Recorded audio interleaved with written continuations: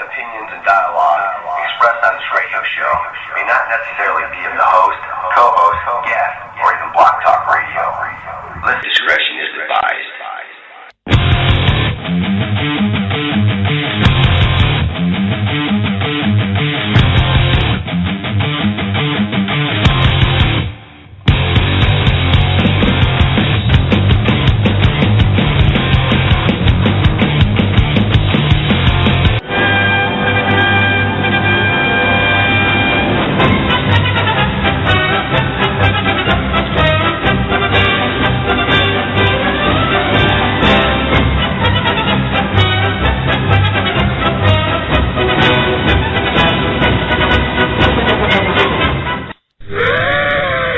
Folks, welcome to another week of DTM Wicked Radio's Paranormal Circus. I'm Will Scoville, joined by Robbie Prince, and the soon-to-be, in a little while, Alyssa Onyx. We've got a great show for you tonight, folks. We're going to do something a little bit different than the last couple weeks. We're going to revive Vince the Madman. We're going to bring back some of his classics. If you're wondering who Vince the Madman is, he's a crazy person that walks around the streets of Austin, Texas, gets interviews from people just as crazy or crazier than him. So he asked them if they've ever seen a ghost, if they believe in the paranormal, if they know aliens, if you know what I'm saying. It doesn't get any more crazy than Vince. So that's going to be awesome. Also, we're going to talk about some stuff tonight. We're going to have the Huffington Post Weird News. You're going to dig that. There's a lot of crazy things going on in the world, and we're going to tell you about it right here on the Paranormal Circus, because that's what we do. Not only that, speaking of a circus, animals, that sort of thing, we're going to do a few minutes on a thing I like to call spider goats. That's right, spider goats. So they're real, they're out there, and you're going to learn more about them right here. Also, we've had some mail over this past week. A lot of things have been going on. A lot of stuff has been said. People are reaching out to us. They want to hear more of this, more of that, more of this, more of that. Well, I actually told them, hey, well, what is this and that? We want to hear it. You know. So they sounded off, and they told me what they wanted to hear. And I think we're going to... I'm not going to tell you about it right now. I'm going to save that. Because you'll hear it now. Then what you'll do is you'll reach down below by your feet on your old desktop there, and you might turn it off. You know, you're listening to Block Talk Radio, and you're listening over the internet more than likely, unless you got your iHeart Radio app fired up on your flip phone. Yeah. Anyways, you're probably reaching down to your PC that has like about 3 gigabytes left of memory because you've been downloading some bad stuff off the internet, and you're down in your mom's basement. Hopefully, she's not calling you for dinner. So, and I'm getting off topic here. I'm sorry. Not everybody listens to our radio show, lives in their mom's basement, plays around with their PC, and downloads things they shouldn't be downloading. I don't think. But that's all good. Well, actually, it's not, but whatever. You get what I'm trying to say here. Anyways, without further ado, before I go into any more stuff, I'm not going to tell you everything we're going to do in the next 60 minutes, because it's 60 minutes of madness and mayhem. And if it was choreographed, it would be championship wrestling. Wolfpack in the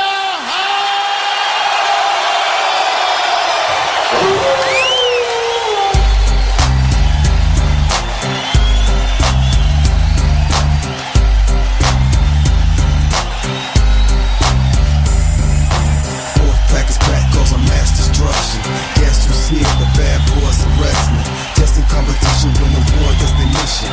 Not no mercy. See the race like the street. If you don't know, you better find out the wolf pack.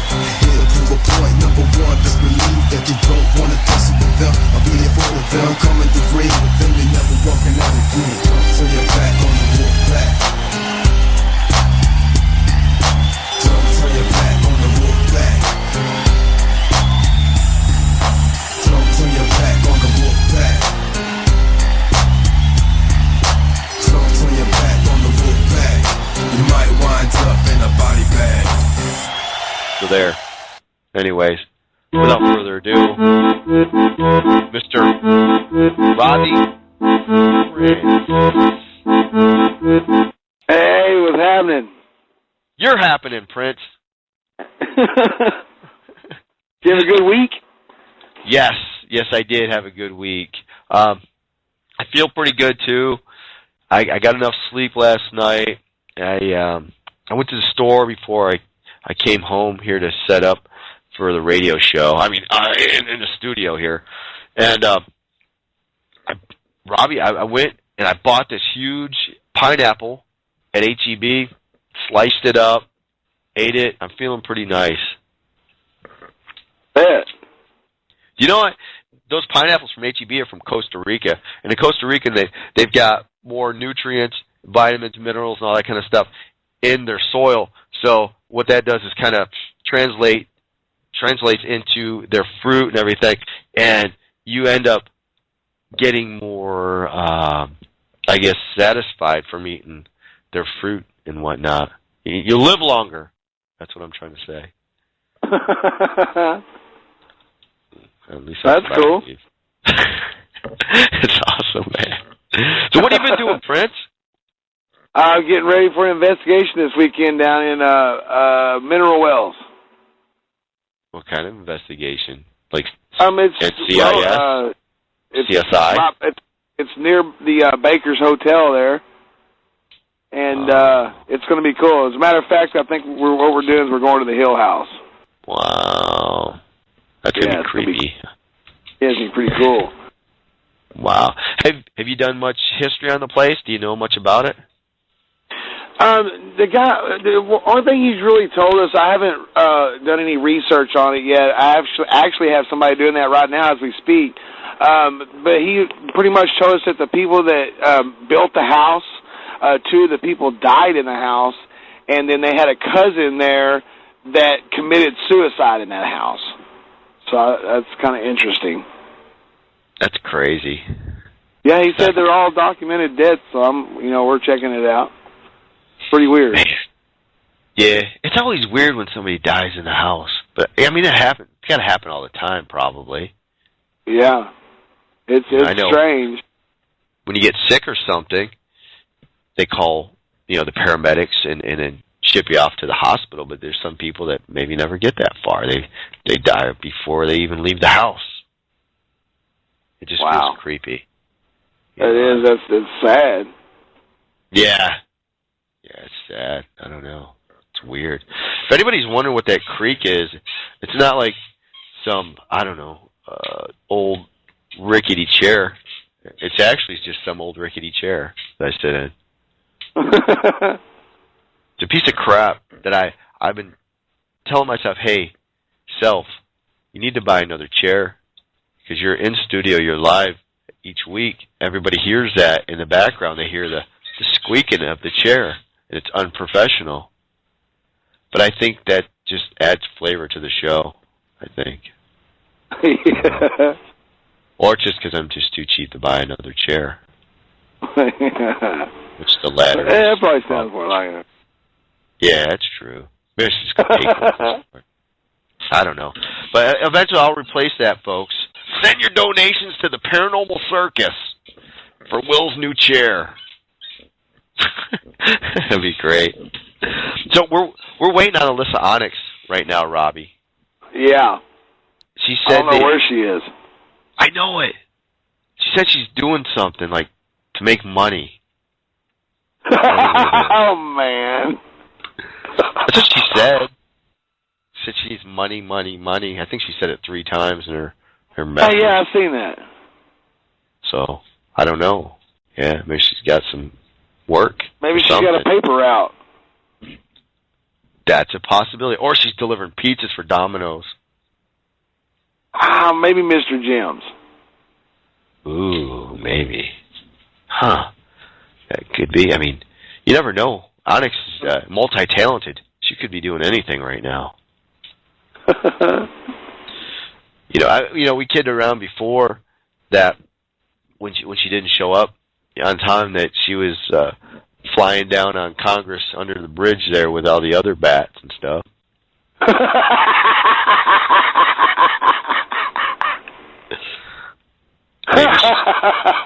Maybe she's giving tours down there, downtown Austin. Man, I always wonder, do you think that if you took enough bats and like hooked them up to ropes and stuff, and you made like a harness type thing, do you think you can have like enough bat power to actually elevate you into the air and maybe fly you around downtown Austin? I don't know. It's weird. probably what she said. She's probably giving tours in the Bat Cave, same bat time, same Bat Cave, Nice. I love it because she's not really on here to defend herself. She'll get really mad at us. Hopefully she won't listen to the first part of the show.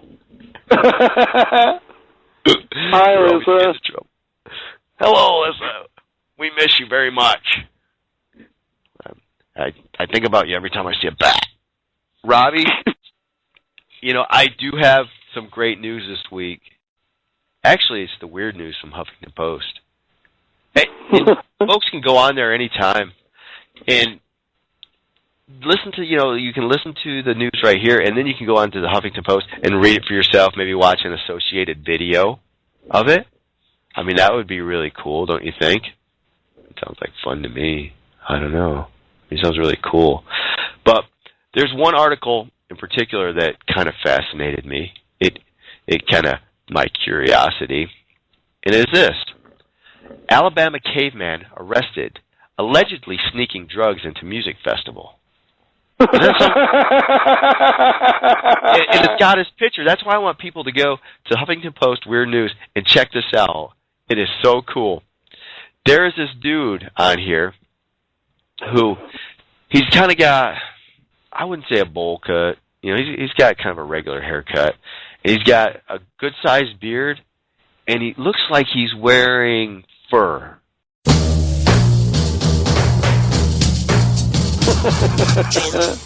And he does kind of look like a caveman. It's pretty cool. A caveman with a stylish hairdo.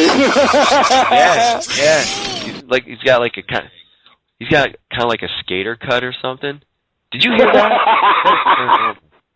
What in the world was that? Oh, anyway. The story goes like this. It says, poor caveman. All he wanted to do was get his crunk and groove out to Queens of the Stone Age. What does it say?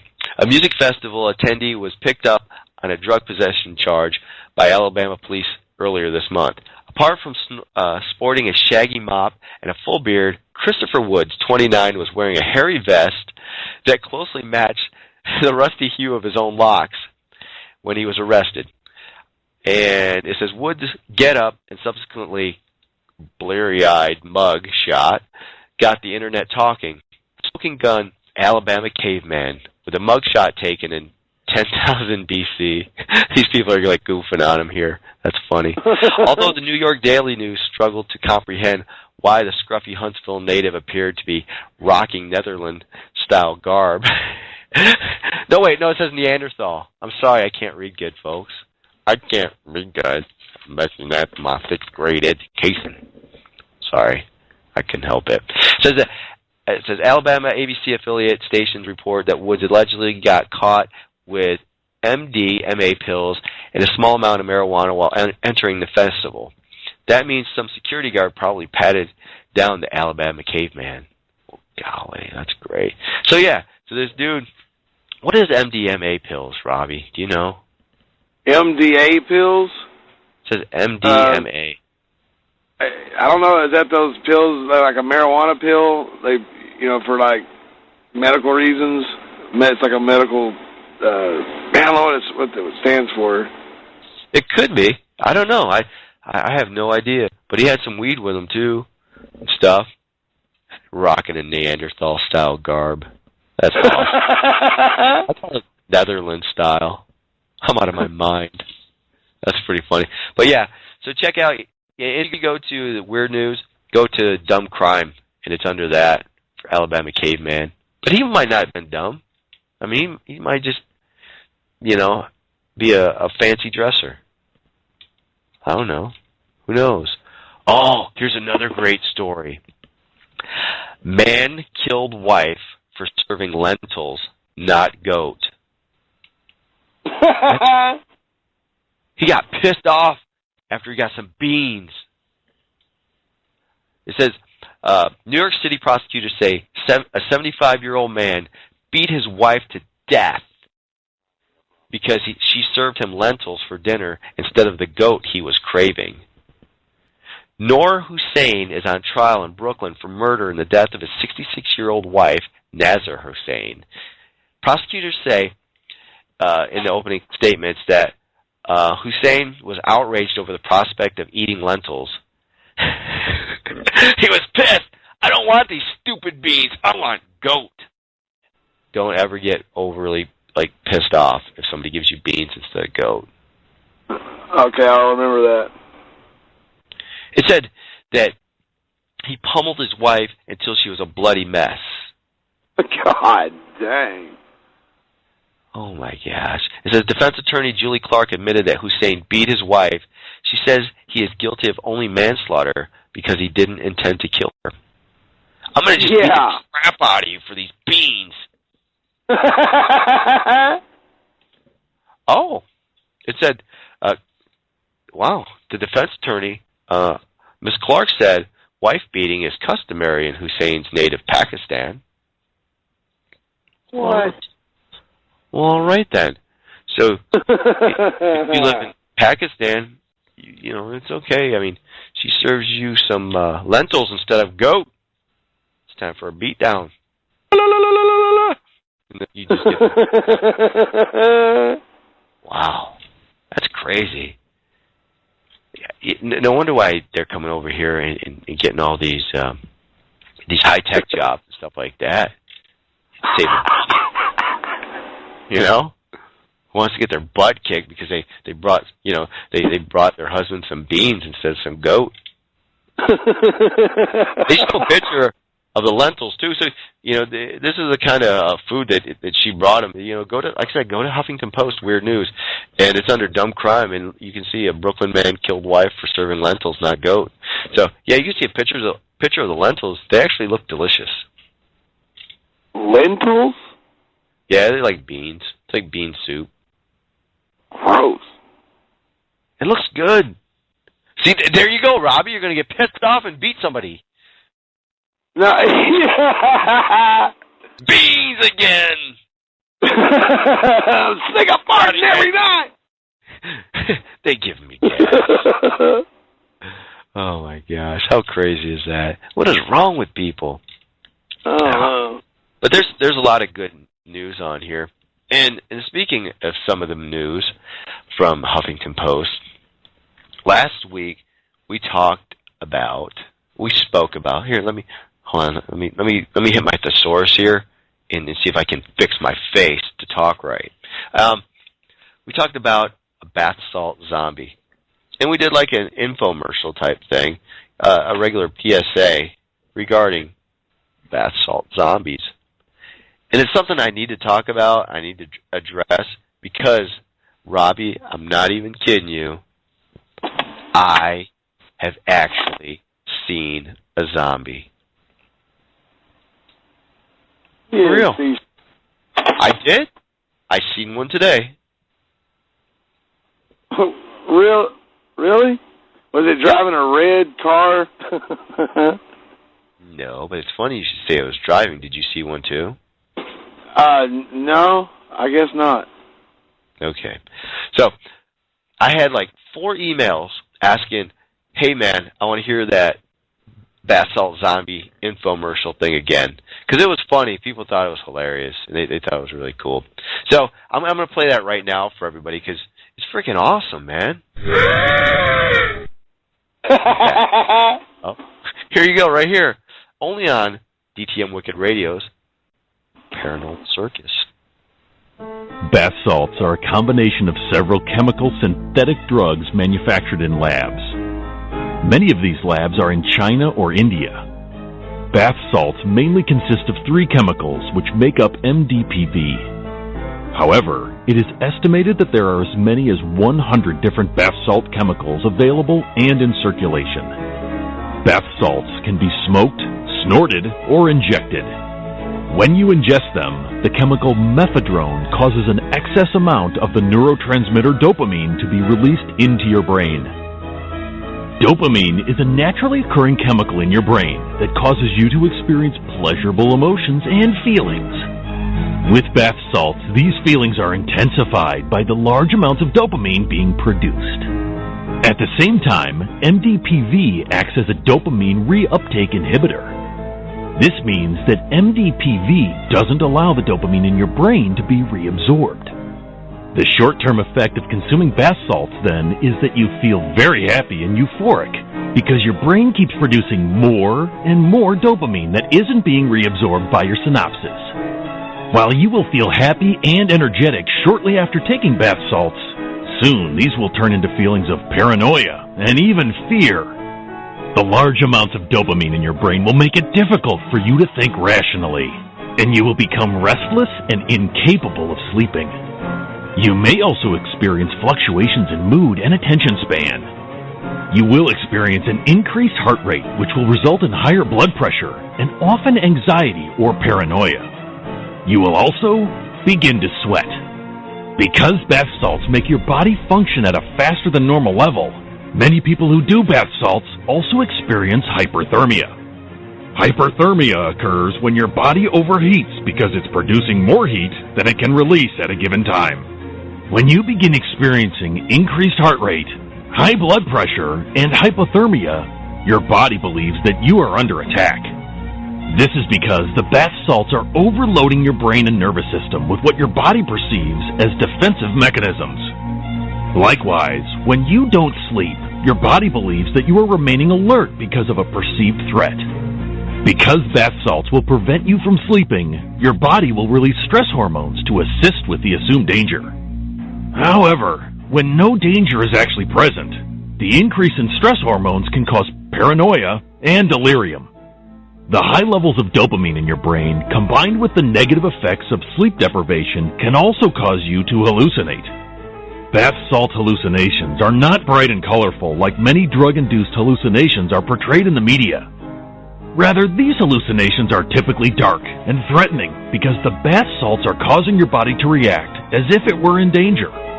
While on bath salts, you may also experience what seems to be superhuman strength. However, the truth is you are not any stronger than you were before. The increased dopamine and stress hormones in your body are causing you to be insensitive to pain. Therefore, you can experience a great deal of pain and not so much as flinch. This doesn't mean you can't be hurt, however. Your body is simply unresponsive to the normal nerve signals and warning signals that indicate a dangerous situation. Because they cause hypothermia, paranoia, hallucinations, and a low perception of pain, using bath salts can result in very dangerous and potentially life-threatening situations. If you or someone you know is using bath salts, contact Clarity Way today to learn how you can get help. The views, opinions, and dialogue expressed on this radio show may not necessarily be of the host, co-host, guest, or even Block Talk Radio. Listener discretion is advised.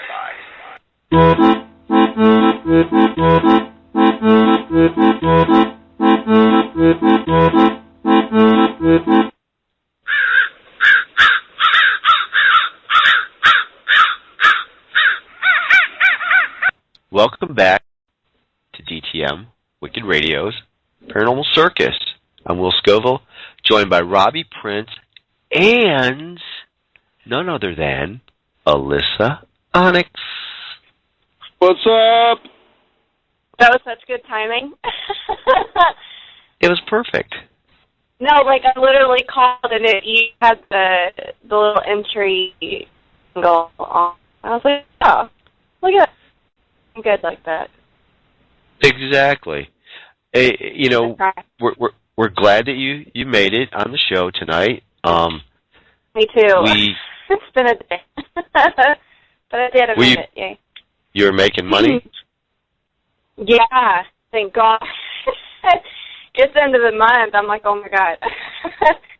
The trials and tribulations of a freelance makeup artist. Yeah. Oh. But no, we're good. We're good. Because we tried to maybe imagine or think up or whatever what you may be doing to make money. We talked about that earlier. Oh, God. I suggested that possibly you were delivering pizzas for Domino's. Y'all know what I do. Y'all know I do makeup. Jerks. Sounds like a code word. Makeup is a code word. No, it's not code words. It's like okay. 6-7 years of makeup. Legit makeup. All right. Yeah. Well, thank you. We'll take your word. We appreciate it. Yes. Thanks. So, yes, Alyssa Onyx is a freelance makeup artist. She will come paint your face. Yes. I love it. It's taxing, but I love it. It's awesome. You do, like, people are getting married and all that stuff, right? Yeah. Ever since I was, like, 19, I was working with different companies and building my portfolio up. And then, just the last year and a half, I was able to branch off and just kind of go wherever I'd like. I do a lot of weddings. Weddings is what, especially here in the Hill Country, weddings is big for me. Downtown events, birthdays. Did some, like, girls, like, pay big money to get their makeup done sometimes before they go out, like on a weekend even? Yeah, it's amazing how much people will pay, honestly, like, to just not even have to worry about that part of their day or their night. I mean, weddings I can understand. It's one less thing to deal with. But, like, girls' night out, I mean, it's crazy. Because then, like, the girls will get to drinking, and then they'll just tip you, like, really well. It's like, oh, okay. That's cool. But the downside is, not being at a counter, so I have to use my own products, and sometimes that means girls will steal things, and I've dealt with that often. But that's terrible. Every job has it. Yeah, but it is what it is. But yeah, that's fine. I like it. You know what's funny? I was thinking about today. I was like, man, I like to see like Alyssa and Robbie do like a segment. Each have their own segment. So right now you were just the makeup corner or something like that. Cool. Makeup artist corner. We just did a segment. Like that. I like that. I like that idea. Yeah, cool. Yeah, I like that. That was really good. So that worked out perfectly. Things come together. Great. Order out of chaos.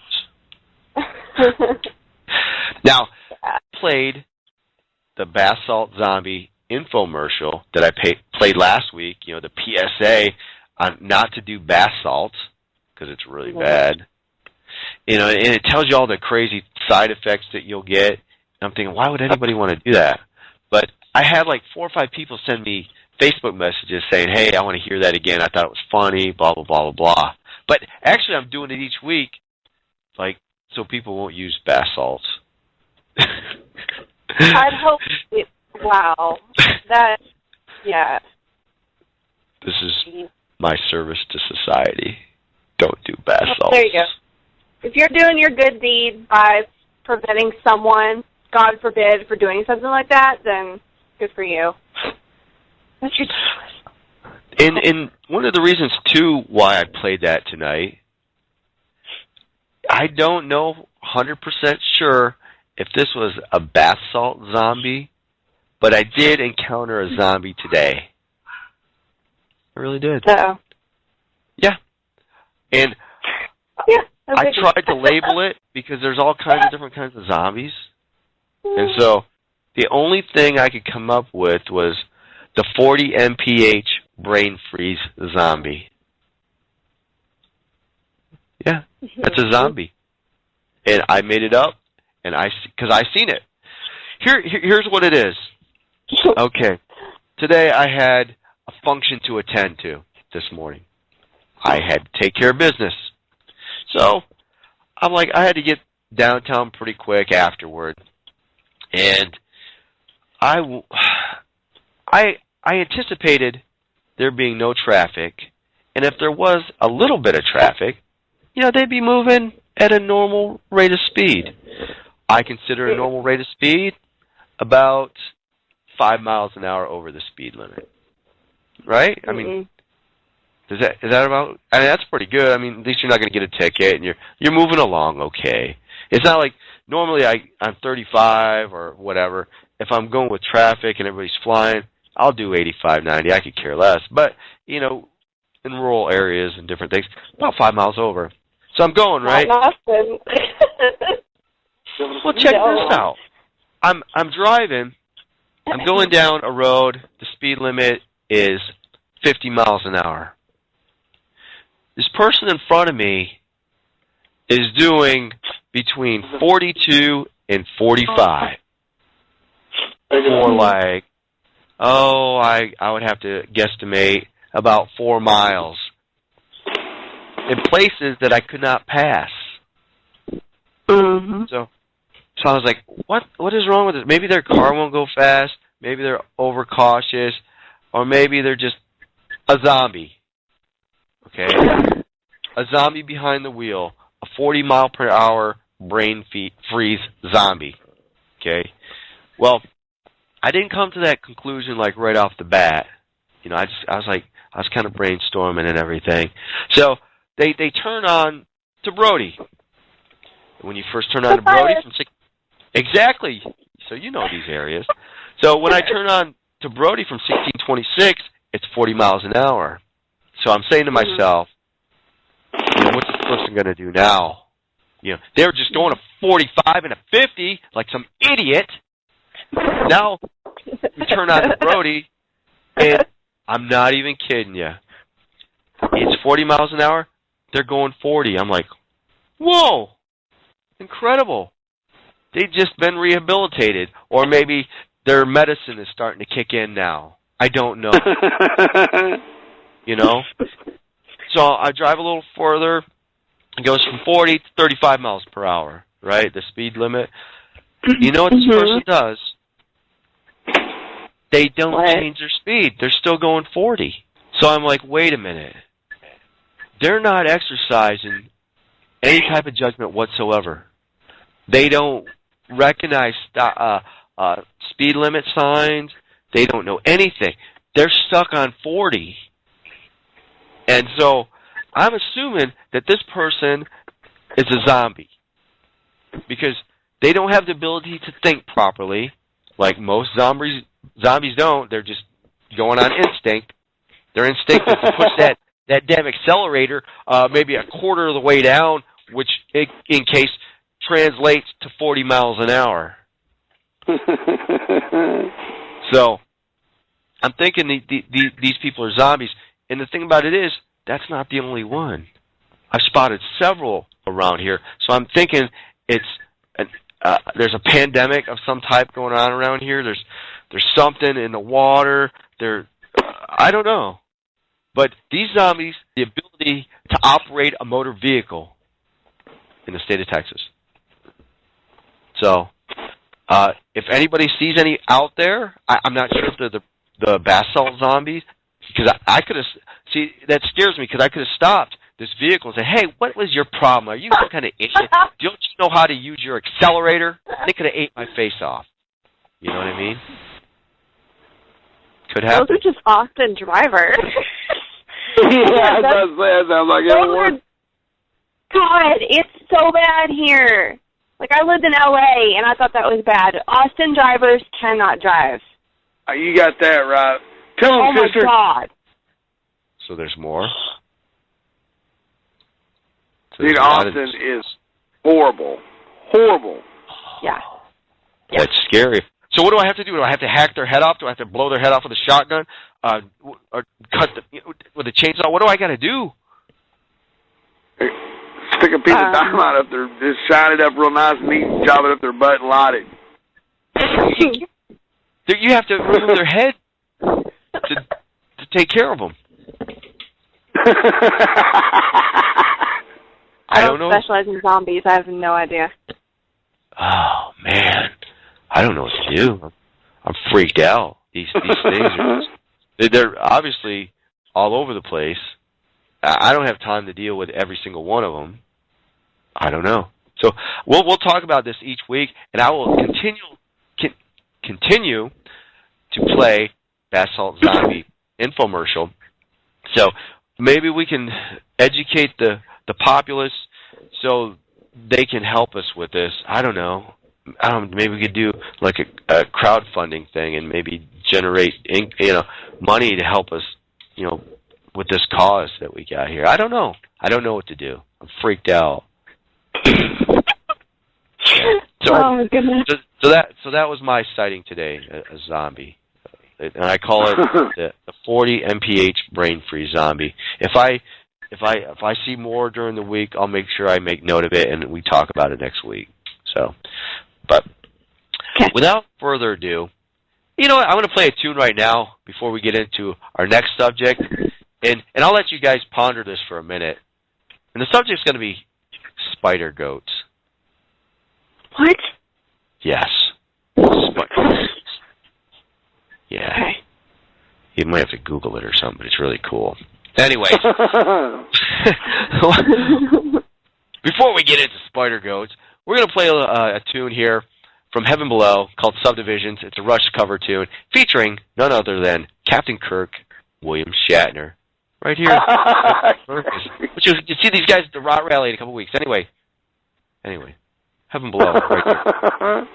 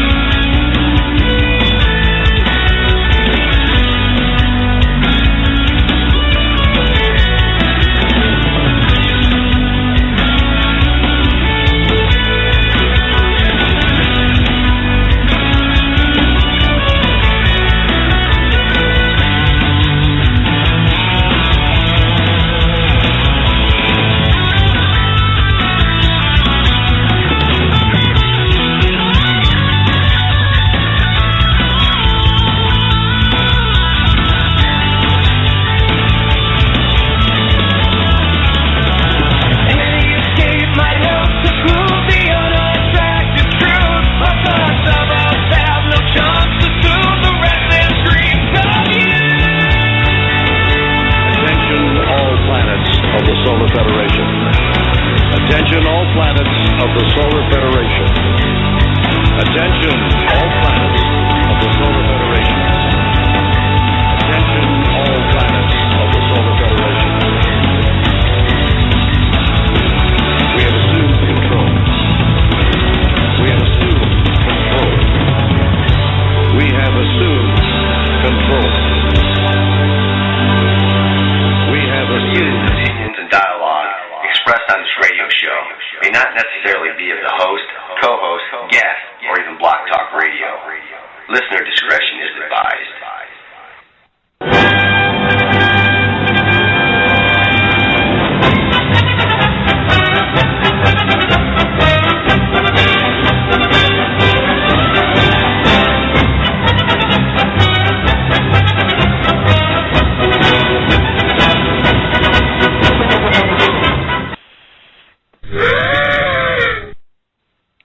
Folks, welcome back to DTM Wicked Radio's Paranormal Circus. And if you want to talk to us, ask us a question, send us a nasty message, go to our Facebook page, Paranormal Circus. It's easy. Like it. Like I said, send a message. I'm not sure I'll respond, but you can ask us a question. And maybe if you're nice enough, you can maybe hit us up on our own Facebook pages. We may accept you as a friend, or not. We'll have to see. You know, if you're one of those fake profiles or something like that, where you're like some old guy sitting in his underwear in his hoarding house with all his pizza boxes stacked up and stinky and smelly, and you're pretending you're a lovely young lady so you can talk to people.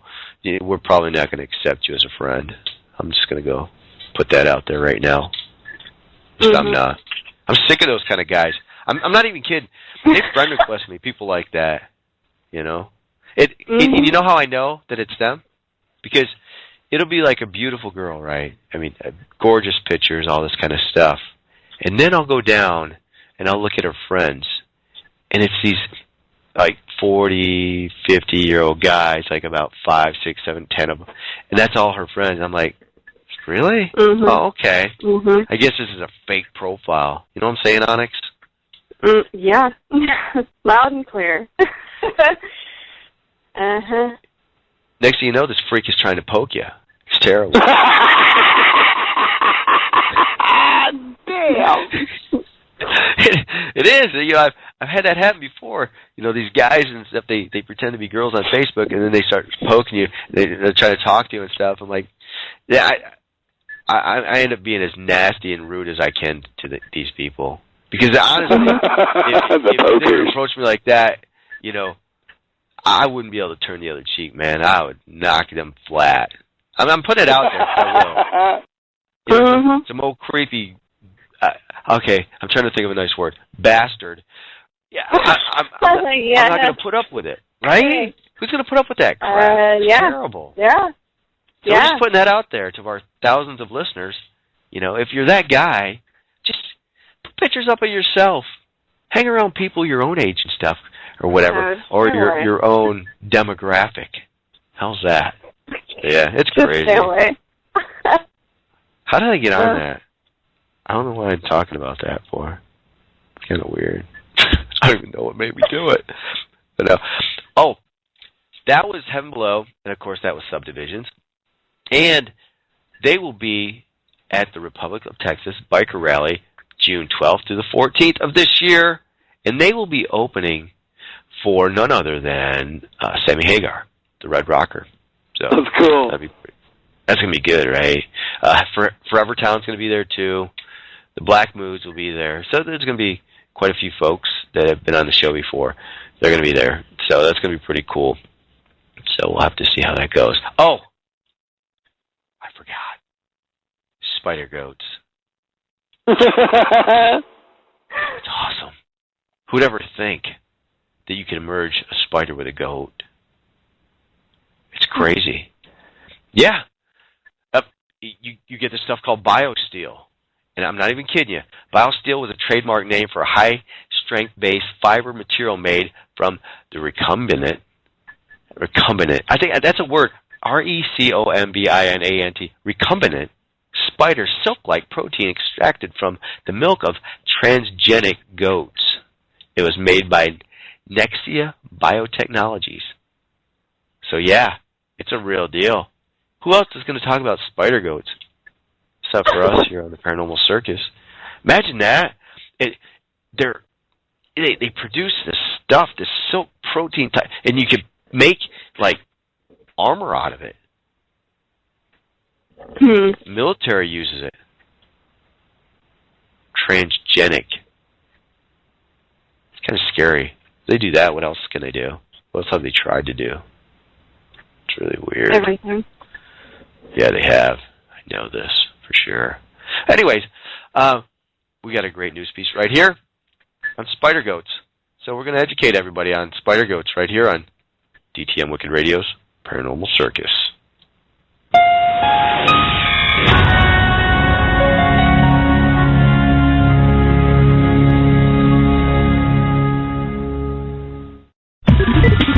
Genetically modified goats? Oh, the tangled webs we weave. But out of goat's milk? What we think we can do is actually start custom designing genes.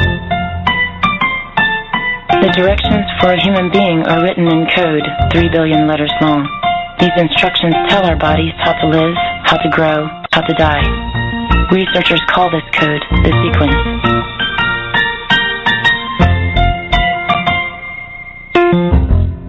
Welcome to Secrets of the Sequence. I'm Lucky Severson. Here's an old Mother Goose rhyme, slightly goosed. Little Miss Muffet sat on a tuffet eating goat milk, curds, and whey. Along came a spider and sat down beside her and said, "My web silk's in that milk, I say." A spider web in goat milk, even before it comes out of the goat? It may sound like a 1950s B-grade science fiction movie, but it's real. In this new era of transgenic science, Spider-Man is out, and the spider goat is in.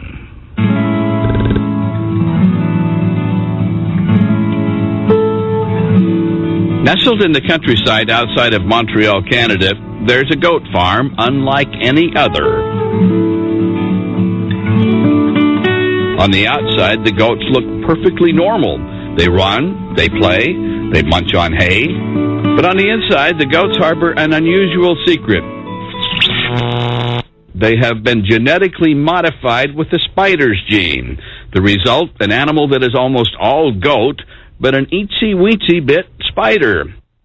Nexia Technologies, the company that owns this farm, combined the spider and the goat genes in hopes they would eventually be able to produce large quantities of spider silk without having to bother with spiders. What they have accomplished is called biomimicry. That is, creating an animal that has traits similar to those of another species. Who came up with this bizarre concept, and more important, why? The story begins 3,000 miles away, out in Wyoming, where a scientist collects spiders for use in genetic research. He is known as Spider-Man to his colleagues. Professor Randy Lewis has spent 20 years unraveling the secrets of the spider. Spiders, in the 450 million years they've evolved, have been able to create a protein that has the very impressive mechanical properties that spider silk has. You have sort of Legos that hold everything together, and you have slinkies that allow for elasticity, and the two are combined. And so that's why you can have a single protein that gives you strength and elasticity. There are at least 36,000 species of spiders in the world, and they all produce silk in glands located in their abdomens. When the fluid is excreted, it passes through spinnerets and comes out the spider as silk threads. One spider species, called the orb weaver, is known for its strong elastic webs. So far, Dr. Lewis has sequenced 4 out of its 6 silk protein genes, each responsible for a different kind of thread, used by the spider for everything from spinning a web to catching prey. In Spider-Man's spider lab, they carefully choose which gland produces which type of silk before pulling the gossamer strand out of the spider. Then each type of silk is tested for its strength, elasticity, and even stickiness. The analogy we use is that it's like pulling out floss. In as little as a tenth of a second, it gets converted from a liquid to a solid fiber that basically, from then on, is almost indestructible. Then the silk is stretched on a machine to test how long it will take before it breaks. One of the silks the orb weaver uses, known as dragline, serves as the structure of the web or as a safety rope in case a spider falls. It's considered the strongest silk in the world, able to absorb tremendous amounts of energy before breaking. We estimate that you could stop a jet on an aircraft carrier with a piece of dragline silk that was 1 inch in diameter. Dragline silk could be very valuable, but it is very difficult to produce. The problem is not the lack of spiders, it's the lack of spider farms. Spiders are, number one, very territorial, and number two, cannibalistic. So they need a certain amount of space in order to be able to, catch the amount of prey they need to live. So what happens is that if they're in a less area than that, either two spiders will fight and one will kill, or what frequently happens, they end up killing each other. So instead of collecting silk from spiders, Dr. Lewis came up with another way, and that takes us back to the goat farm in Canada. 5 years ago, Dr. Lewis teamed up with the Nexia company near Montreal. They run the Spider Goat Ranch. Together, they spliced dragline silk genes into the genomes of goats, and it seems to have worked. Analysis has shown that 5 to 10% of the offspring carry the gene that produces spider web silk. There is silk in that milk, the result of one spider gene spliced into the goat's 70,000 or so genes. Nexia, with an eye to marketing, named the resulting goat milk silk BioSteel. We genetically engineer these genes, so when the animal lactates, when it produces milk, then the spider silk product is found in the milk. The company doesn't spin the milk per se. The spider silk protein in the milk is distilled out, purified, and then spun through fine tubes into thread-like fibers. If you were able to spin that 1 gram of the purified spider silk out of the milk, and if you were to stretch that to a fiber that has the fineness of a human hair, you'll make a filament that is at least 9 kilometers long. So if you translate that to how much you can make out of on a gram, there are several 100 kilometers out of one goat per year. That's a lot of silk from one goat. Nexia estimates that a herd of 100 goats should produce enough silk to meet the world's demand for fine medical sutures. The goat milk silk doesn't have quite the same tenacity as natural spider silk, but Nexia claims it will work just fine for the sutures and other uses: artificial ligaments, fishing line, even bulletproof vests. The standard vest is a combination of heavy ceramic plates and tough fiber. Using the BioSteel silk could result in a vest that would withstand the impact of a bullet and yet be made only of the spider goat fibers. We want to replace this with some more BioSteel fibers, and because silk has the ability to absorb energy and it's strong material at the same time being lightweight. Using spider goat silk to make bulletproof vests is just the beginning. What we think we can do is actually start custom designing genes. We think that we can, in fact, create genes to produce proteins that have a defined set of elasticity and a defined tensile strength. And what do the goats think of their genetically engineered future? It's hard for me to imagine that there's any difference in a goat with or without the transgene in it. Their behaviors are exactly the same. They're producing milk the same. They produce an extra protein in the milk. From the perspective of the goat, I would argue they probably are the best, the happiest and best taken care of goats in the entire face of the earth. Nexia hopes to obtain approval from the Food and Drug Administration to get its goat milk silk surgical sutures, thank the writers for that one, the sutures to market within 2 years. If they succeed, they will be the first to market a genetically altered product from a farm animal that is not a drug or a food. The Secrets of the Sequence teaching materials were developed at Virginia Commonwealth University with funding from the National Academy of Sciences and the Pfizer Foundation.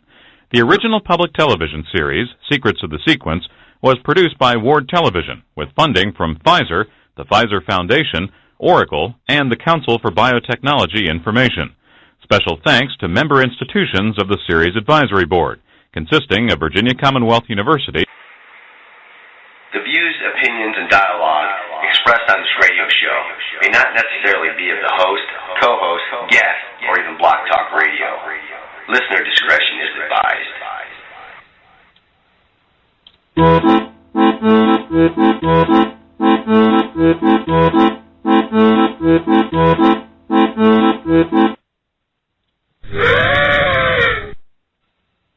Folks, that was this week's lesson on spider goats.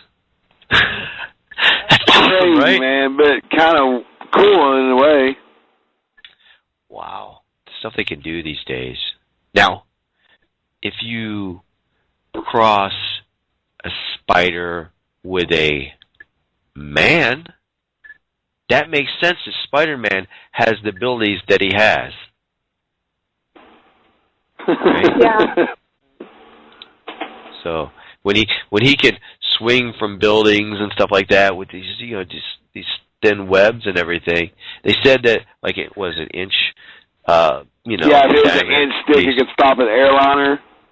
Yeah, like an aircraft off a ship or something. It could stop it.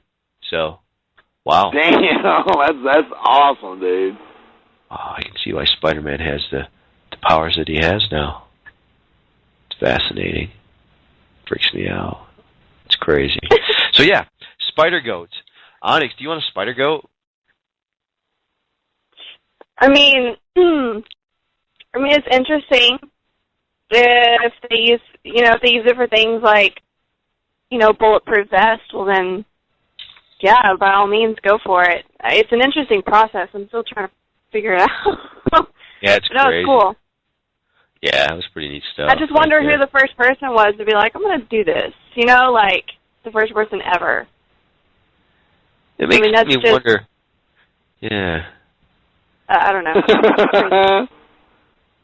If these guys in biogenics just like they go into rooms, take acid, and trip. That's where they got stuff. That's where they got the spider goat. Dude, I guess. We can cross a spider with a goat, man. Call it a spider goat. I want one. I name him Hank. Right? Oh my gosh. Jeez. But yeah, that's crazy. Oh, you know what? I also got some messages on Facebook. Folks want to hear more Vince the Madman, and I'm kind of bummed out because Vince hasn't really done any new, interviews or anything. I'm trying to get Onyx to do it. Onyx, can you do interviews when you go downtown? Maybe people or anybody, just with your phone, make them say stuff. Yeah, actually tomorrow night is there's a vampire carnival going on downtown, so we'll see what I can carnival. With rides? Yeah, at Elysium. There's going to be booths and entertainers, and yeah. I'm curious to see how it's going to play out, because there's a lot of people coming, and Elysium is only so big. So I'll do what I can. In a carnival, are you guys going to have, the cakewalk? No. No. Oh. Dang it. No. How about rides? Do we have rides? I wish, but no. No. At least set up those milk bottles and stuff where you can throw the baseball at them and knock them over and win a prize. I mean, there may be some things set up. I'm not sure. I just know of the booths that are going to be there. There's going to be sideshow acts and entertainers and fire dancers on stage. But yeah, wow. It should be interesting. So I'll see what I can do. If somebody gets too inebriated, do you drag them out in the back and suck their blood? No. Okay. Just check. Yeah. Let's say, you don't want to get too drunk, so have your wits about you anyway. No, we're just kidding. That doesn't happen. Anyways. So. I'll figure something out. Yes. So if down there, anybody was, ask them questions about the paranormal, anything. That doesn't make any difference. I don't care if you ask them questions about, I don't know, anything. Just anything. Okay. You record it on your phone. Anything that's not normal. Yes. I'll do what I can. Well, anyways. So, since we don't have any new Vince the Madman interviews. We're going to play a classic from Vince the Madman, and people like this one because people have asked about it, so they must like it. Anyway, right here on DTM Wicked Radio's Paranormal Circus, Vince the Madman. Hey, Will, this is Vince. I'm on the street. I'm doing an investigation, and I'm investigating a paranormal occurrence where I believe this lady right here is possessed. She's possessed, and this is investigation into that. I could go into it. And we can look up the pictures over a $5,000 theft right here. Okay? And now I'm making my way back to the license. And we pulled up extortion through this bank, and they will be contacted. What school in So Canada? it doesn't matter because of the NASA conference workback that was stolen on the NASA low. Okay?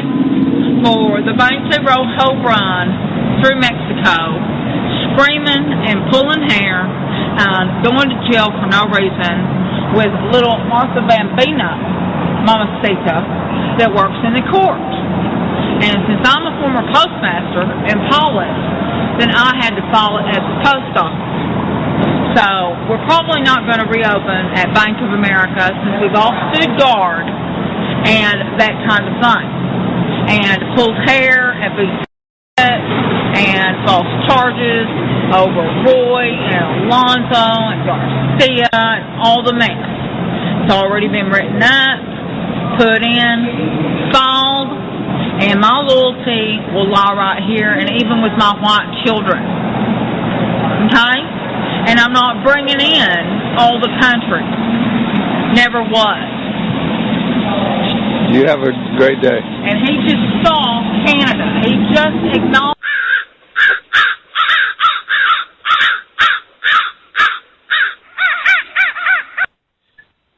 Folks, that's the kind of folks that Vince talks to when he goes down in Austin, goes downtown. So, yeah, little Martha Bambino, Mamacito, she's just rambling on, saying all kinds of stuff. I mean, hopefully none of those type of people will show up to your vampire carnival. I just hope they don't. Well, or they can stay outside. We'll take care of them. We'll see what happens. Nice. Because it freaks me out. Every time I think about these people, like, being downtown, it's like, man, I don't know. And it's weird because most of the folks downtown, I mean, they're all right. They're just regular people and everything.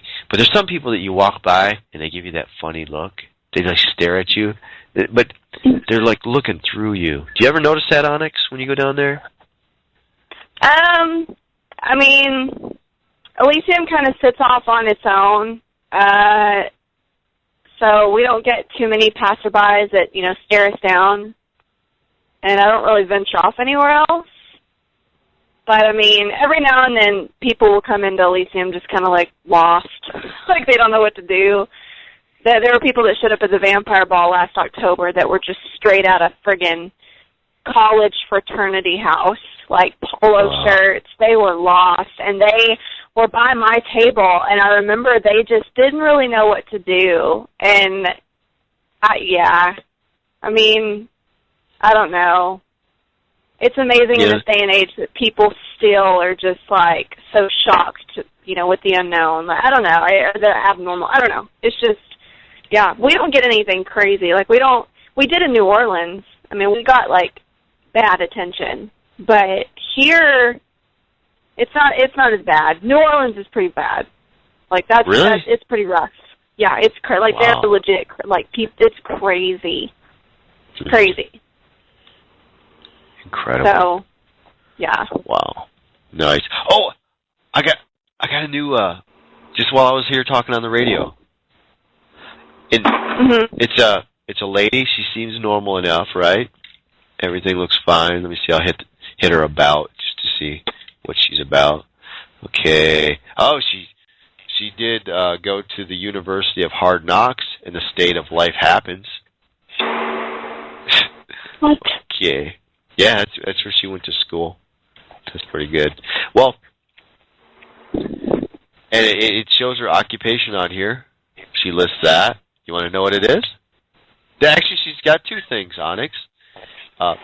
One, she worked at Bojangles, and her occupation was making dough. So does that mean like money, or is she just trying? You know, I don't know. She's trying to be funny. Making dough. I don't know. But then her other job. So she must be doing like two jobs at one time or something. Whatever. She works at Subway, and she's a sandwich artist. So, very good. She's a sandwich artist, and also she's making the dough. Huh. Sounds pretty awesome. So I should respond to that one, like, confirm her, right? Seems regular enough. You want to make sure, you always got to check the photos, okay. Make sure she's not some old creepy guy or something like that posing as a woman. Look at her friends. Her friends, I got like 322 mutual friends with her and stuff. They're all like paranormal people. So okay, it's fine. Boom, confirmed. Confirmed, lady. Yeah. Anyways, so yeah, it was a good week. I had a really nice week this week. So I'm not going to bore everybody with it because it was just good. I'll just keep it at that. Have your own damn week. Worry about yourself or change. So, anyway, no, I'm just kidding, folks. Whatever. Crawl out of your mom's basement and do something for yourself. Exactly. Make something of yourself. That'd be good, right? That's right. There I go. See, this is the second week in a row I start like spouting off on our listeners. I love our listeners. They're wonderful. Excellent. They send me great messages all the time. Tell me what a great job we're doing. Saying mean things. So, anyways. I'm just kidding, sort of. Maybe, kind of. Not.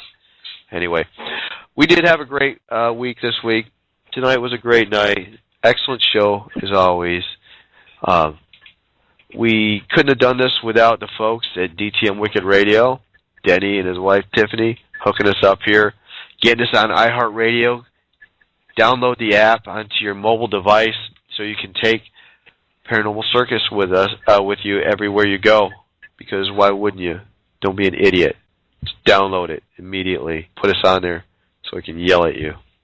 Then also hit us up on Excite Radio. We're there too. We're on podcast, Podbean, Spreaker, all this other stuff. You can't even turn the corner without seeing Paranormal Circus.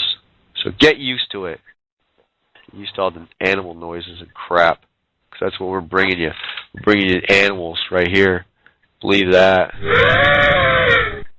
So, yeah.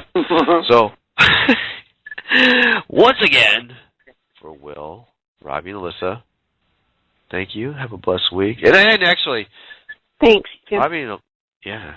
What do you got to say to these people before we get out of here, Alyssa? Do what? What do you have to say to them? They're all listening to us right now. Y'all are cutting out. I don't have any reception in my house. I hear little bits and pieces. Am I supposed to say bye? Right. Onyx just said you guys are a bunch of idiots and tune in next week. I don't have reception. I'm sorry, Onyx. She doesn't have reception right now. She said she's going to give me $1 million stuff, so that's really cool. Anyway, Robbie, take us out of this dang place. Join us next week for more of the Paranormal Circus. If you ain't listening to us, then you're probably walking around and stepping on spider goat shit. Ah! Oh! Later!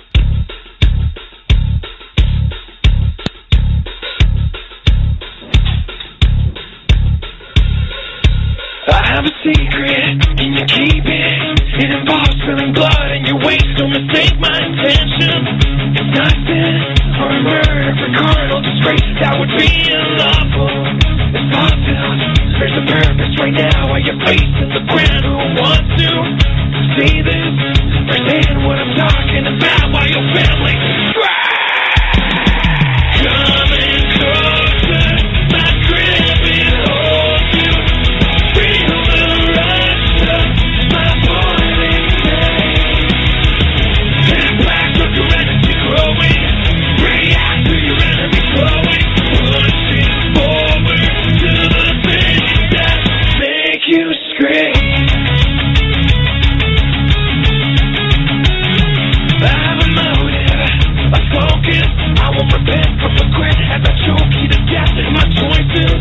These voices get out of my head as you panic, you're breathing harder on me. But do you perceive and believe you're becoming a victim? So listen, I'm screaming so loud that I can't even hear myself. Coming closer, my gripping hold you. Feel the rush of my boiling pain. Impact of your energy growing. React to your enemy flowing. Pushing forward to the things that make you cry.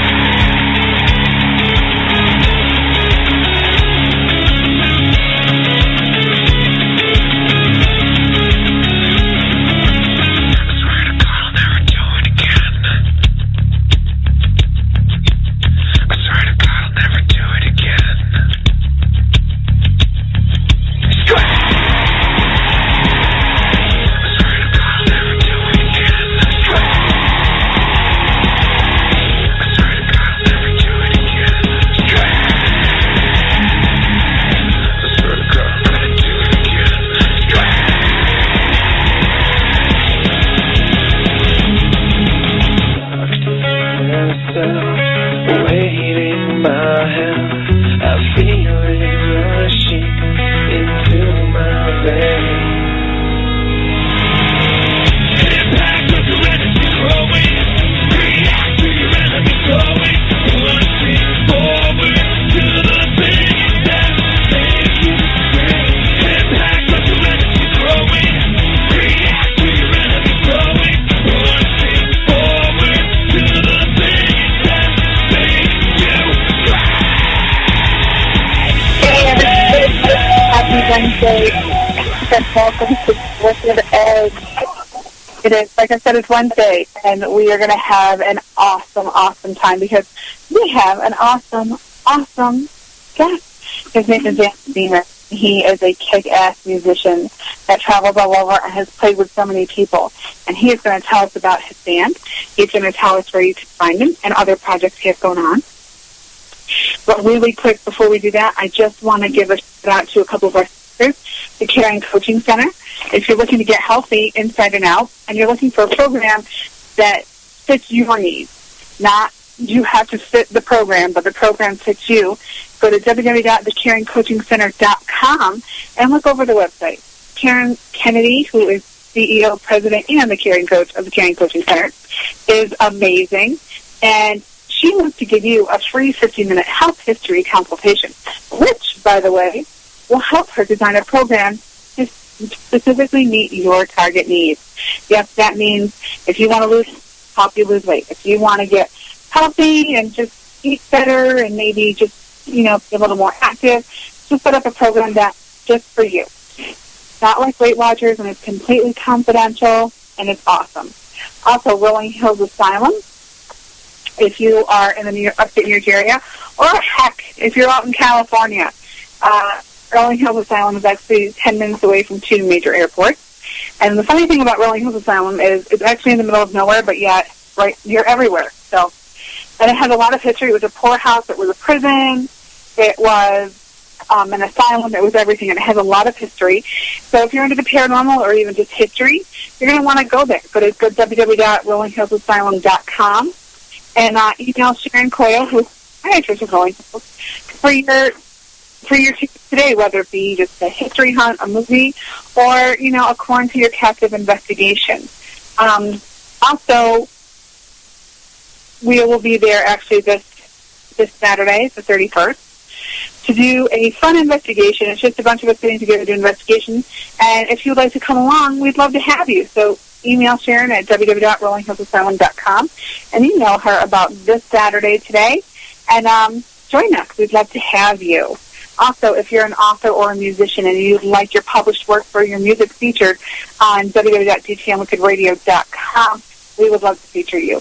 Just email myself or Dennis at dtmwicked@yahoo.com for more information, because we would love to have you and we would love to feature you, because we are a huge advocate for authors We're a huge advocate for musicians. So, and we already have a ton there. So, again, email us at dtmwicked@yahoo.com. For more information on how you could be a featured author or musician on our office corner, our Mayhem page.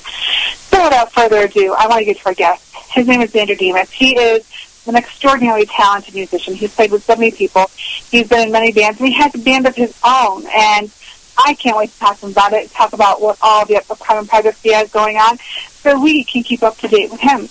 Hi, Xander. Hello, Tiffany. How you doing? Good. How are you? I am well this evening. Thank you. Good. It sounds like you're kind of busy. I'm always busy. It's all good. Well, you know what? If you're not busy, if you're not busy, that means you're bored, and if you're bored, you're causing havoc. So yeah. Well, actually, if I'm bored, I'm dead. Oh well. That's extreme, but okay. That's extreme, but okay. I'm glad you're not dead. We'll just go with that. So tell our listeners about yourself, where you came from, how you become a lover and a lover of music and a musician, and just start from the beginning.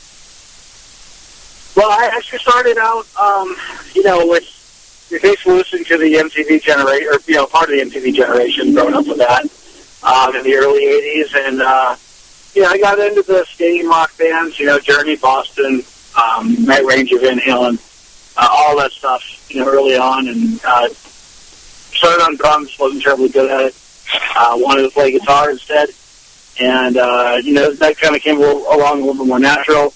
And, you always work at it. You're constantly learning stuff. You're constantly teaching your fingers how to do something different, while still maintaining, what you've been used to and whatnot.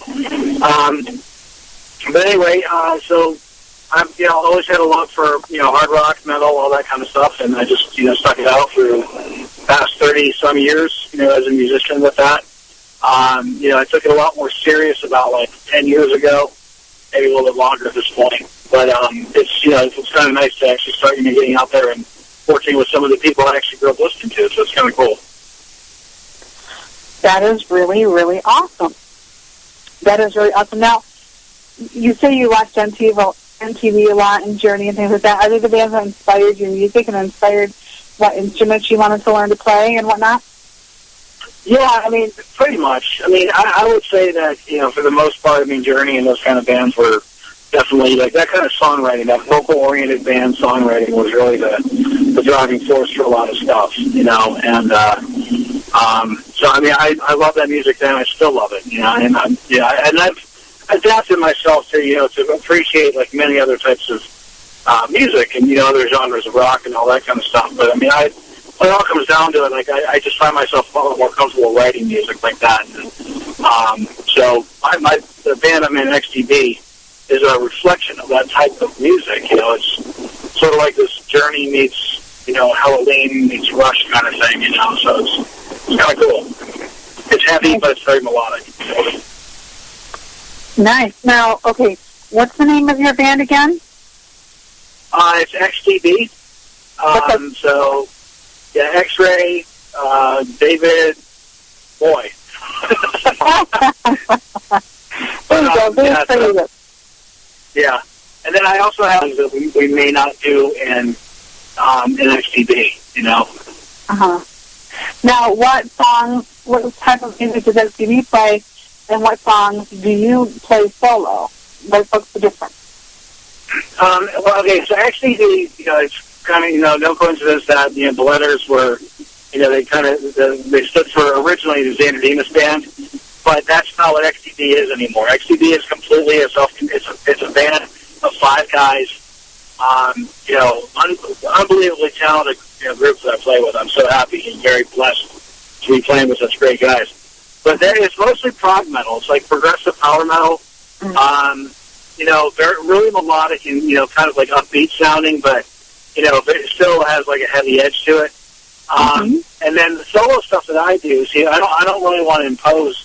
I didn't want to impose the instrumental stuff on XTB, because we had basically switched about last year. We were doing some instrumentals here and there, and finally we said, let's just make this a completely different band, and I'm going to go out, and get some people that I can maybe jump on a small tour with, and because I had, through the day I work as a software consultant, and I basically work from home, so I can kind of do my job from anywhere. If I have to get on the road anywhere, I can get out there and still pay the rent, but and then be able to actually have the flexibility to work with musicians at night and stuff, and so with XTB, it's right now we're recording an album together, like our first album, and I'm going to do a follow up to get my album Guitarcadia which is like what I call my solo band. So that might actually be a whole host of different musicians, just kind of coming in, doing a solo here and there, maybe writing a song with me and stuff like that. So it's going to be a cool follow up to Guitarcadia, because I think I've made some good connections, and I think there might be some pretty cool stuff in there. Excellent. It sounds like you have a lot going on. I do. It's good that way, and I do have some pretty vicious ADD from time to time. So I really have to let the I have to let the creativity out. So I go on little binges where I'm really sequestered and sitting there writing and doing stuff like that. So. Well, that's not a bad thing. Sometimes you have to kind of take time for yourself and not be around a lot of people to write songs, to find your inspiration, because distractions happen. And if you're like me, they happen often when you just hear something. Right. So it's not hard to be distracted. Oh, my goodness. Too funny. So what are you guys in the process of doing now? Well, we are promoting the Striper. We're opening for Striper on June 12th at the Altar Bar in Pittsburgh. And we are, at that point, we are going to, for the summertime, we are going to get together an EP. And we got about 3 or 4 songs that can go on it, along with, maybe 2 or 3, maybe like a remix one, and we might throw a couple covers on there just to give the audience like something to listen to. So we're gonna finish that up in the summertime, and then aim to have the full length done by the end of the year. As far as my solo album goes, I'm probably gonna make a target goal for early 2015 for that, because again, keep in mind that I started this whole thing out as a solo artist, and ended up with 4 guys in the band that we said I don't want you guys to be like a backup band, because that's like a disservice to you guys. So we said hey, this is going to be a self-contained unit, and that's everybody has an equal say. It's no there's no this is my band kind of thing. Nobody says that stuff. It's all equal partnership, and so we want to record, we want to have a product, and and get it out there, and we're recording it on our terms, which is nice. I have a studio here in Pittsburgh, so we have the ability to do all this stuff, so it's great. Very, very lucky for that. That is awesome. I love the fact that you include everyone in your band. You're not like, this is my band, and we're going to do, because, that dissolves a lot of great bands when somebody has to be like the egotistical one and say, this is my band and this is how we're going to do things. And what you say doesn't matter. We're going to do what I say. And so I think that's such a great way to handle a band, that everybody is equal and everybody has a say. And, you can work out your differences civilly if there are any. I think that's really great. And I think it takes a lot for somebody's music and for the band members.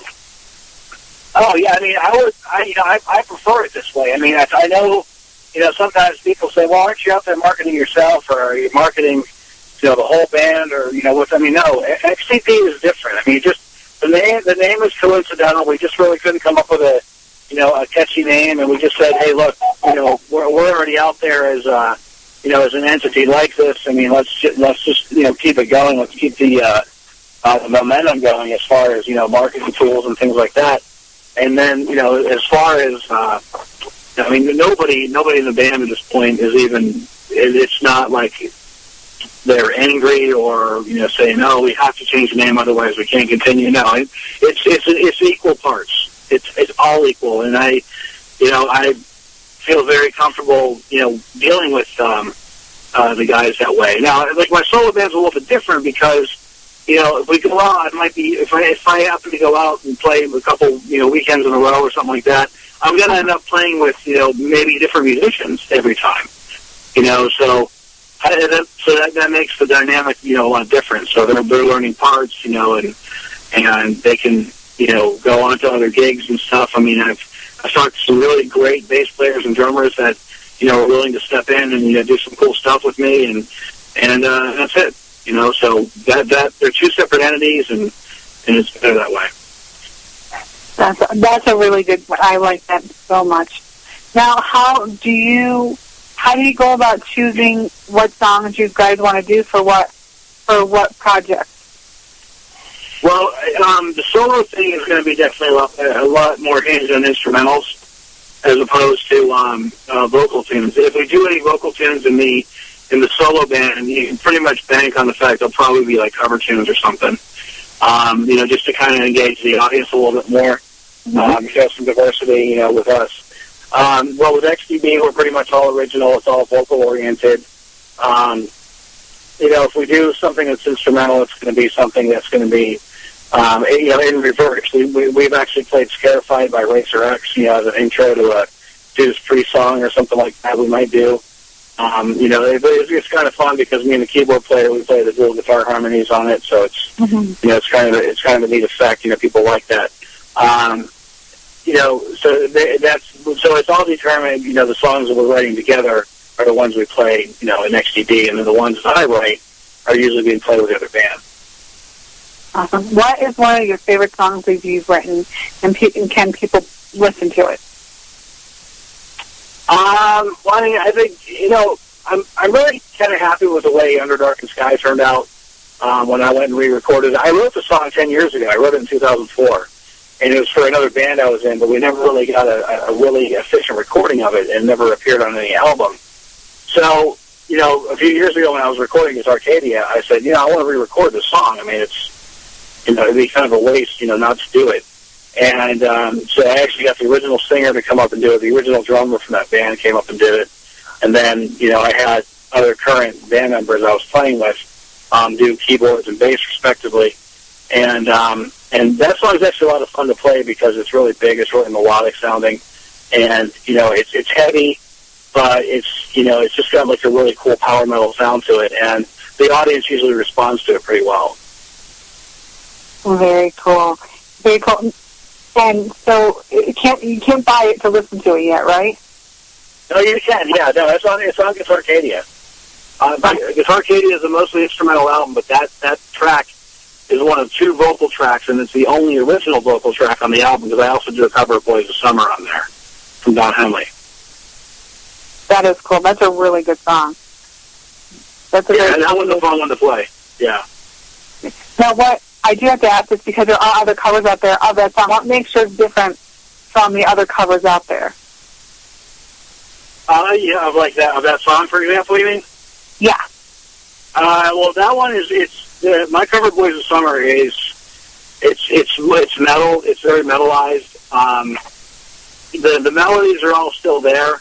It's all like the structure of the song is intact, but there's a lot of like pyrotechnics and a lot of I guess you could say showing off. Definitely like a lot of interplay between the bass and guitar and stuff, and overall it just turned out to be a really cool track. So it just has a lot of extra guitar solos in it. That's what we like to call wankery. I like that, wankery. I think that's a word I'm going to start using. Very rock and roll, British rock and roll. I like it. Yeah. So you definitely gear more towards instrumental than vocal. It sounds like you're more comfortable. Is it because you're more comfortable with the instrumental than you are with the vocal, or is it just the one thing you're most passionate about in music? No, I don't have a comfort level, beyond, either one of them. I mean, honestly, I'm pretty much split down the middle. I'm just very lucky that I get the opportunity to express that. I get the opportunity to, write and record an instrumental or an instrumental album if I want. And then, you know, I mean, that's what I mean. I'm very ADD where that's concerned. I have to have that dual creative outlet, because if I didn't have the ability to write vocal tunes and I was only writing instrumental, I think I would be missing out. And I think that my instrumental writing would suffer, and then vice versa. I mean, I like the fact that, you know, I can take a riff to the guys in XTB, and we're sitting listening, and and they're like, well, I don't hear a hook, I don't hear a vocal line, and I automatically say, okay, cool, I'm going to go ahead and scrap that, and maybe I'm going to try, you know, an instrumental line instead with it. And that's the great part about it, because I'm still writing a piece of music, and I'm still writing, a piece of music that can be, it still have a great big hook to it, but it might not be just suited for a vocal tune. So I really have kind of set that in my head when I'm split down the center, either way, so I don't have to really make a preference or a choice on that. It sounds like you and your band members really get along very well and actually work off each other to the music's advantage and your advantage. That's so unique to hear in this day and age for bands. Oh, yeah, we definitely do. And the greatest part about it is it can start with just a chord progression or a riff, and then we all just look at each other and we lock in and we start writing something, and then an hour later we have a song. And it's so cool because we actually have had some material that we've played live be like that. And then when someone asks us like, hey, when did you write that song, or how did you write that one, or sometimes it's hard to answer that because somebody could say, I was sitting around in front of the TV and wanking, wanking on the guitar, and in our case, I might have started playing something, and Jeff Anselon, our drummer, he would say, hey, wait, play that again, and he would start, he might come up with something, and there's a lot of bands that do it that way. When I'm writing instrumentals, I'm pretty much writing them myself, so a lot of times I'm kind of visualizing every part, keyboard, bass, drums and stuff like that. So I may or may not, have that creative input. The only time I do is, if maybe one of the guys from XTB is going to, jump in and do, maybe do a track with me, on the instrumental album and stuff. But that's all future stuff at this point because we're still working on all that. Right. But you guys are still going out and playing, which I think is great. Do you ever come up with a song, like if you're just jamming on stage live, do you ever just come up with a song and go, we got to write that down, that's got to be something? No, you know what, I used to, but I mean, we're not really an XTB. We're very focused, so I mean, we kind of lock in on the audience, and it's game on after that. So there's no messing around, you know what I mean? So we're, I've actually done that in other bands though, bands that were a lot less, I should say capable. The guys are actually capable of doing pretty much anything, but it's I've been in bands where where people are just they're playing music for fun, and I might have been sitting there playing around with something. I'm like, hey, I'm going to try that at home later, or something like that. So when people come out to see you perform, XTB, what can they expect? What do you want your audience going home feeling like? What do you want them? What impression do you want to give them? Well, the impression I usually want to give is that our brand of music, or our type of music, whatever you want to call it, is alive and well, and I want them to say, my goal is for them to say to us, holy crap, how come I never heard of you guys before? Or something like that. I mean, and it's not just to toot our own horns, but it's like we know that sometimes metal and rock can get kind of oppressed, and it really is not. It's not mainstream. But I mean, I guess everything can be mainstream nowadays with social media and the internet and stuff. But it's not the kind of thing that we're seeking out a record deal from Columbia Records, where they're going to give us a 5-album deal and throw us on tour for 10 years or something. No one's looking for that anymore. We want to write, we want to have fun with it. We want the audience to get engaged with the music. But if they can come back and say, my first time seeing you guys, I can't believe I haven't heard of you. I mean, that's a great feeling. That's a goal. Absolutely. What other goals do you have for your band? As your band goals, all of you guys? Well, you probably have to ask all of them. I mean, So, me personally, like, I like to get out there. I like to play. I mean, I'll play out of state and stuff, or, you know, play with some other musicians. But with XTB as a whole, I mean, I think what we'd like to do is we'd like to at least finish our first album as a band and then see what happens then. You know, I'm pretty sure with a bunch of family guys that, you know, that we are and stuff, you know, like normal homebodies and things like that, we'd be kind of hard-pressed to pack up a van and just, you know, head out for the open road. I mean, that would be a little bit risky for all of us, you know. But I think if the terms were right, we could probably work out some kind of a compromise. But I think we want to figure that out once we get an album done first. Absolutely. Now, how do you juggle family with making your album? What's that? How do you juggle family time and writing music and working on your album? How do you juggle that?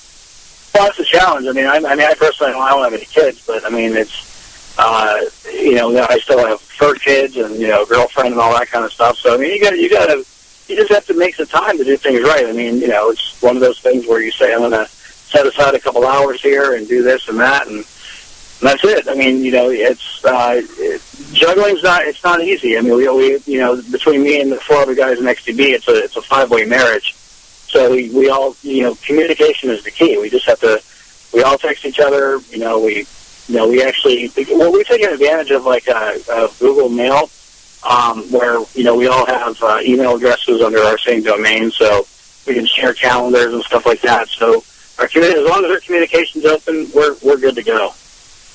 Excellent. Communication is key in all aspects of life. I completely agree with you. Yeah. It's kind of hard when there's a missing link and somebody's saying, wait, what? What is that? Right, exactly. Oh, my goodness. So where are you going? Okay, so you're opening up for Striper? Yep, on June 12th, yes. And where is that again? That's at the Altar Bar in Pittsburgh, Pennsylvania. Oh, now is that a big music venue? I mean, I know it's a bar, but there's bars around New York State that are, like, huge. Is that a huge... it's a big place. I mean, they get a lot of national acts there, and they can probably put 500 or 600 people in there, I think. It just depends. I mean, at least it seems like that. I mean, it could be more, could be less. You know, I'm not really sure, but it is a big music venue, and it is a very popular one for this area. So that's awesome. That's like the CBGB of Pittsburgh, almost. Yeah, in a way, yeah. That's really awesome. Now, what other things do you have coming up that people can come and see you? You know, do you have other tour dates set up? Are you setting up some? Will you be traveling to other places? No, we have to be really disciplined as far as, like, you know, getting out there and playing. So we have a possibility of doing something in the summertime with the Northeast Music Festival that we still have to discuss and see if we can do. But after that, I mean, October and November, we have some out-of-state shows where we're going to be over in Illinois, and we're heading back to Nebraska for an event called Skullfest. You know, we're going to be playing, you know, we play with, like, a lot of the 80s stars and stuff. But, you know, we're a new band, so we have definitely a different look and, you know, different feel, you know, to everything. You know, definitely not like hair metal, but, you know, again, more of a, you know, progressive rock sound. And but we really can't play out that much until the album's done. We want to get a product out there and say, okay, if anyone's interested, you know, call us. Pay us to come out there and we'll play, you know. There isn't a whole lot of money in music nowadays, and that's not really a secret. But, I mean, you know, as long as we can get some expenses covered and somebody, you know, feeds our faces, you know, we're good to go. So basically a couple of dollars and maybe a barbecue would be phenomenal. Barbecue sounds good. Barbecue's always good. Well, I hope you guys come up to upstate New York sometime. That would be really great. Yeah, you guys talked last time, and we talked about that. Yeah, that would be very cool. But it probably wouldn't happen until like sometime next year. And I mean, it could be me by myself with a backing band, or it could be XTB. Hey, you never know. Now, speaking of you have also played with other established musicians while you have a music career. Yeah, I mean, lately it's been really good. I mean, I'm doing a solo for Michelangelo Badio and Dave Reffitt. I've worked with Modern Superstar. I did a few solos on, you know, some albums here and there, like Ed Ryland's Rage of Angels, Liberty and Justice, the Cigar Chronicles. I mean, I got to, that was produced and, mixed by C.J. Snare, who actually did, he actually did the mixing and engineering and the mastering on my Guitarcadia CD. So I became, friends with him, and I got to get in there and throw a solo down on a tune. And so it's, I've been working with some pretty cool musicians, and I mean, I like to keep that relationship going. I enjoy that kind of collaboration. That's awesome. And I love collaborations because when you get two different tastes but two incredibly awesome talents together, nothing but magic can usually happen. Doesn't always go that way. You and I talk about it all the time, too. Sometimes things do go awry, but it's amazing how people can come together and just make awesome, awesome music. I agree. Absolutely. Absolutely. So, what else do you have going on that you would like people to know about and just get the word out there? I mean, that's what I told you about is pretty much it. I mean, if you go to xanderdemas.com, it's kind of like the portal to go to, Facebook and YouTube and Twitter and all that stuff. And, I mean, anything that I'm doing is usually going to be out on Facebook and kind of piped into the, my main website, which is kind of in dire need of an update. So don't judge too harshly. But, I had to take care of that. But that's actually the best place to find out what's going on.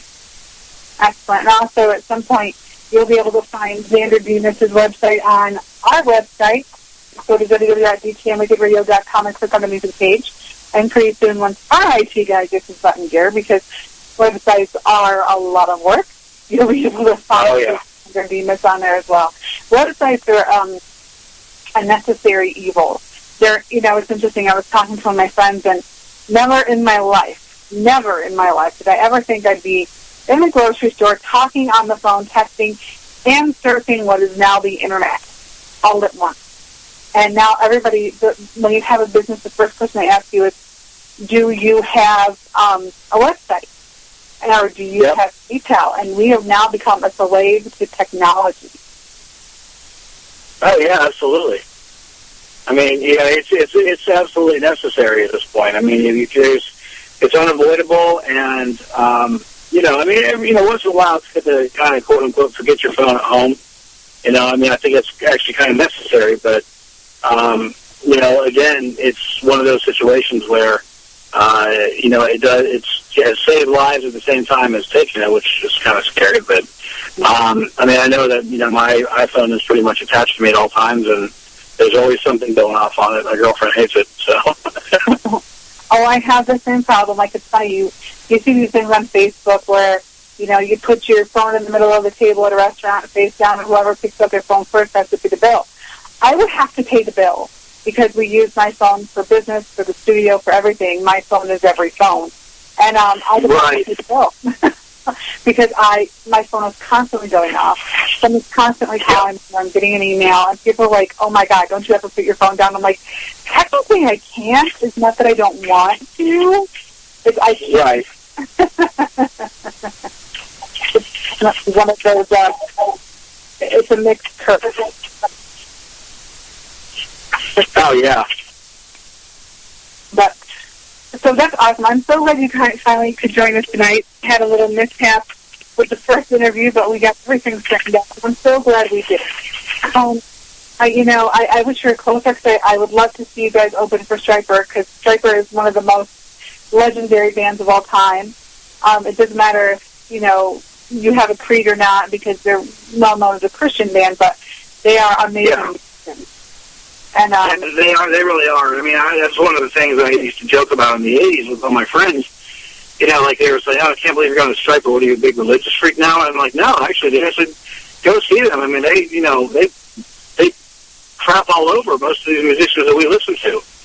I mean, these guys are really, there's a talent factor behind it. I mean, Michael Sweet, he's still got the chops and the voice, and he's from Boston. I mean, come on, Boston? I mean, taking the place of the legendary Brad Delp. I mean, come on. I mean, it's a testament, whether it's a testament to their, the Christian, background or whatever they decided, I mean, whatever reason it is. I mean, Michael Sweet's got talent. He can also play guitar. the whole band. I mean, they just write. I think they write great songs. I mean, I'm actually more of a listener to the melody. A lot of times I glance over words and I just doesn't affect me at all because that's not the kind of songwriter I am. You know, I write riffs, I write melodies, I write solos. I mean, but mostly melodies. I like to have a hook. You know, and I think the Striper had some of the best hooks of 80s rock and all that stuff. And that's the way it is. Oh, they absolutely did. They absolutely did, and they're amazing. And how awesome! I wish we were closer to Pittsburgh. Yeah, me too. I wish you guys were closer here. I would be so much to do a live broadcast. You guys all over our video channel right before you went on, and then during. How awesome would that be? That would be very awesome. So when you guys are ready and you just come up to New York State, you'll have to let us know so we can come up and post you all over our television channel and post you all over everything we do and do a live broadcast and really get the word out there. That would be awesome. That sounds awesome. That would be great. So, but we'll keep in touch. We're on Facebook, so we'll keep in touch. So we'll keep in touch with Michael. And you sound kind of busy, so I won't keep you too much longer. No problem at all. You're so awesome. You're so great, and you're such a kind and gracious guest. And I appreciate everything you do, and I appreciate your music. I can't wait to hear your album. Oh, you're welcome. I can't wait to hear your album. I'm so excited about it. How long do you have a bit of a time frame so we can anticipate the release of it? Yeah, well, the XTV album, we really want to get it out by the fall. So when we're doing those out-of-state shows, we want to make sure that we have a product. And then my second instrumental album will be out. I'm going to shoot for February. I'd love to get it out before the NAMM show in California. This January. If I can actually get the material down, then yeah, there's no reason why I couldn't get it out there. It'd be kind of cool to have 2 albums released only about 2 or 3 months apart. So. You'll absolutely get advanced copies of both. Oh, awesome. I hope you guys sign them, too. You got to sign them. And, I'm so excited now. Yeah, well, I was excited before, but woohoo!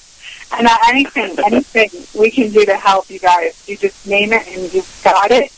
Thank you. Well, you know what? I'm the singer, so I completely understand you can never have too much exposure. And, Yep, it's xanderdemus.com. Whether you spell my name the right way with an X or the wrong way with a Z, you'll get to the same place. So, and from there you'll get all of the Twitter stuff, Facebook, YouTube links, and content that's just pretty much just on the site.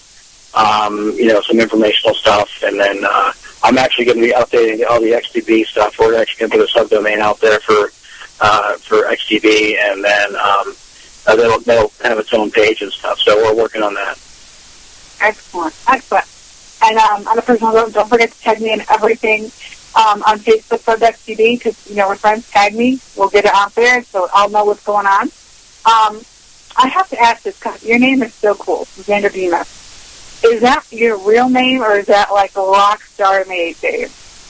No, it's real name. I mean, it's not really a secret. I mean, my first name, or my birth name, is Alexander. And I just don't go by Alex. I just go by Xander. I'll go by Alexander. Like my mom called me Alexander, my sister called me Alexander. But the Xander thing stuck about 20, 25 years ago. Whenever I was, I actually dated a girl named Alex. And it was just, switched it for the hell of it, and it kind of stuck, and it was just, that was it. So it's my real name. It would be like anybody else named Alexander just going by, Alex or something, or Al or whatever, That's awesome. It's such a rock and roll name. I love it when, people's birthrights for the rock and roll name. I love it. When you listen to it, you have, so many people go, well, her name is really, Holly Newcomer, but now she's like Joan Jett or something, which is not her real name. Holly Newcomer. Yeah. So at this point, it's like, aw, like, I wish it was like their real birth name. So it's so awesome when somebody, that's their real birth name. Like, sometimes you have to think the parents are thinking, like, my kid's going to be a star. We got to give them a cool name. Xander, So you gotta give props to the parents when they give out a cool name, even if it's like complete accident and their kid falls into the entertainment business just by accident, and they just have that cool name. You know, like Madonna. Yeah. That's her real name, Madonna Giacone. Go parents.